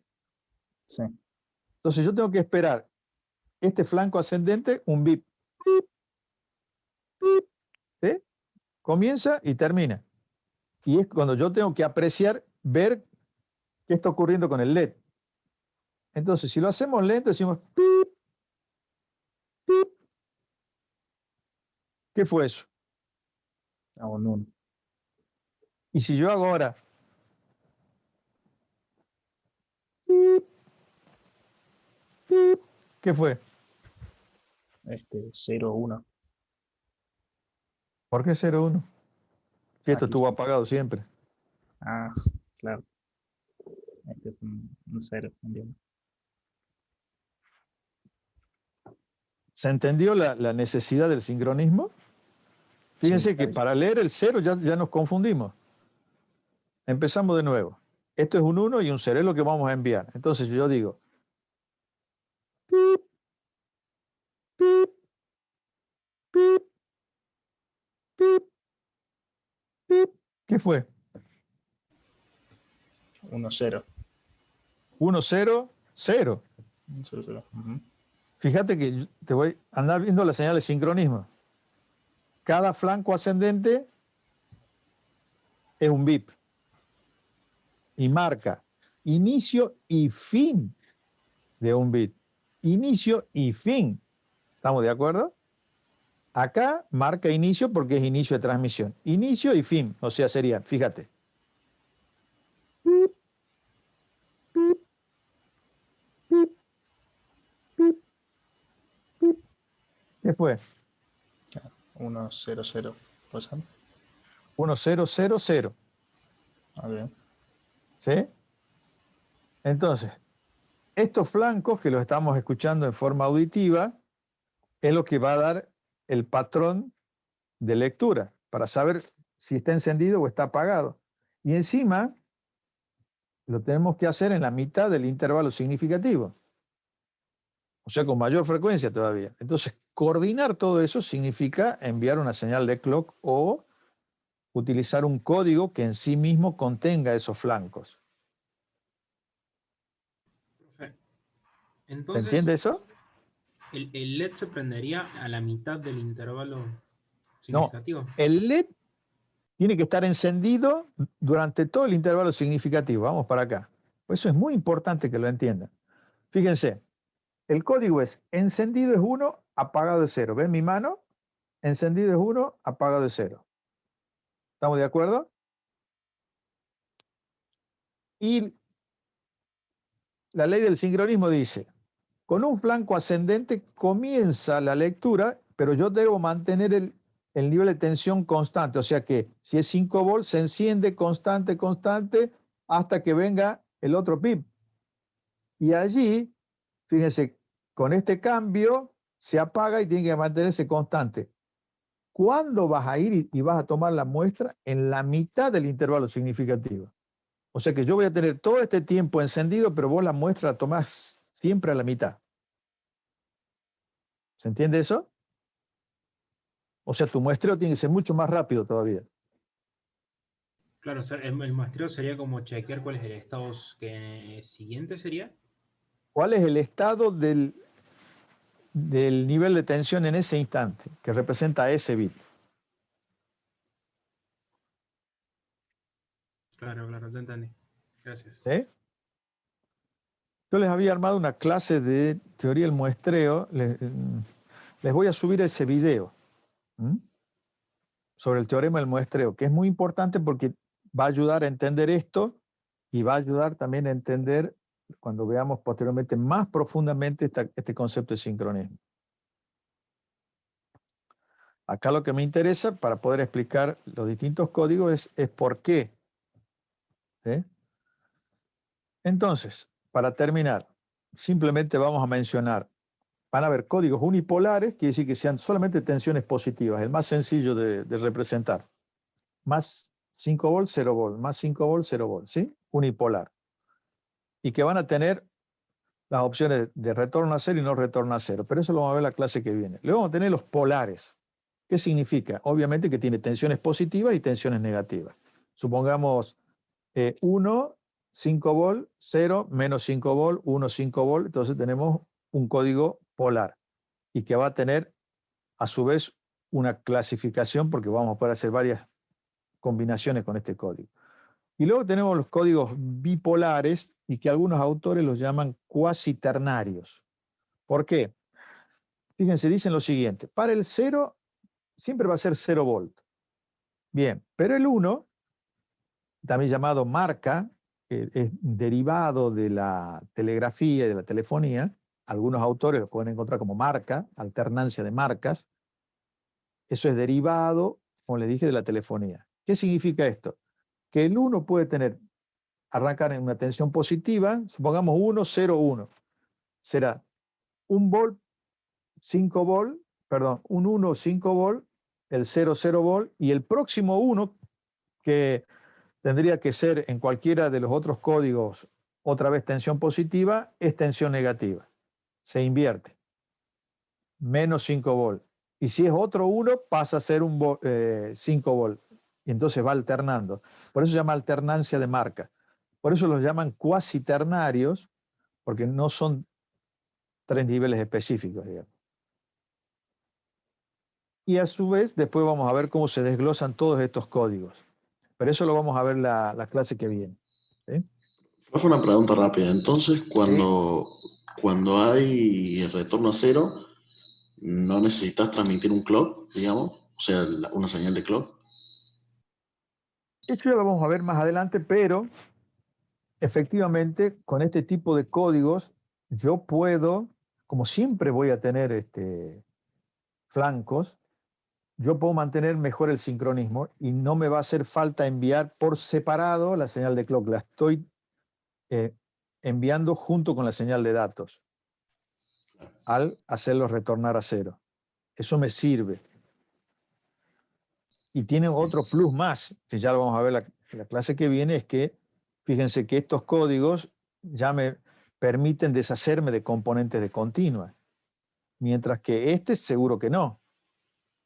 O son todos positivos o son todos negativos y tengo problemas con la componente continua.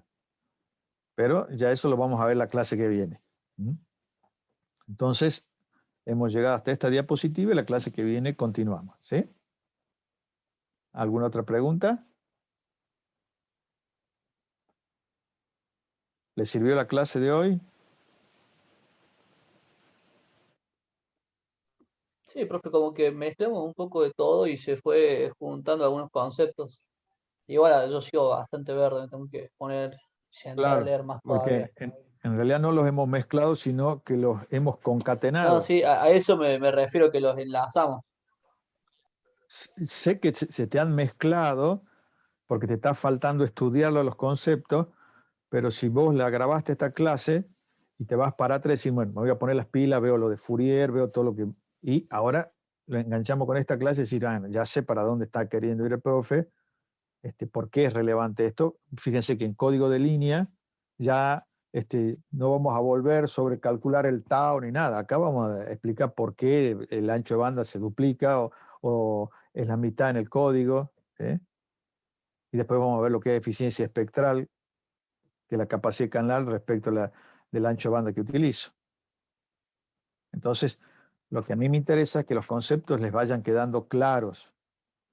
Lo sepan o no lo sepan, al concepto que eso lo pueden resolver, pero saber para qué les sirve ese concepto, porque yo le dije, hay dos formas de estar perdido, no sé dónde estoy, no sé dónde tengo que ir. En este momento pueden no saber dónde están porque no han estudiado, pero por lo menos saber dónde tienen que ir. Entonces rápidamente pueden ir a recapturar esos conceptos para poder avanzar. ¿Sí? Muy bien. Profe, una preguntita en general, ¿no? De la materia. ¿Es importante la demostración? Por ejemplo, en Fourier, cuando hacemos la exponencial de Fourier, ¿es importante saber cómo se convierte mediante las fórmulas de Euler o hay que saber que se convierte mediante la fórmula de Euler? No. Simplemente, ¿por qué hicieron uso de esto? ¿Cuáles pueden ser las ventajas? Nada más. No. Esas demostraciones... Puede ser que en el trabajo práctico se los haga trabajar con esto de manera tal de que ustedes tengan que encontrar esas equivalencias, renegar con algunas integrales, pero es simplemente para que fijen los conceptos, sepan qué están haciendo. No es, porque ustedes vienen resolviendo el análisis matemático y es interesante en análisis matemático siempre darles un ejemplo físico de en qué se puede aplicar esto que están haciendo. Entonces, acá es al revés. Yo necesito de la herramienta matemática para que todos entendamos exactamente lo mismo respecto de un comportamiento físico. ¿Se entiende esto? Pero en un final, en un parcial, no van a haber demostraciones de no. Pero, a ver, yo sé que cometo un error en decirles esto porque dicen, no, entonces esto no lo vemos y pasan de largo. Y después yo les voy a preguntar en un final, ¿por qué?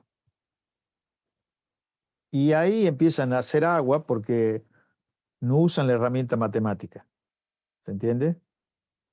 Hay una sola explicación y esa es matemática. Entonces, ¿por qué logramos pasar de un espectro discreto a un espectro continuo en el análisis de Fourier? Y allí es donde tienen que entrar a explicar esto. Pero no hacer la demostración. Pero no hacer la demostración implica saber qué estoy haciendo y por qué. Hacer la demostración para ustedes internamente les va a servir para fijar el conocimiento del por qué y para qué. No sé si se entiende esto. No pueden venir a rendir, bueno, tipo, sí, Fourier, bueno, de algún modo llegó a esto. No, están en ingeniería. ¿Se entiende esto, no? Sí, profe, sí. Perfecto. Muy bien, nos vemos la clase que viene. Y ya les voy a armar las listas para que todos podamos disfrutar. Sí. Gracias, profe. No, profe. Muy bien, hasta luego. Chao, Chao, chao. profe.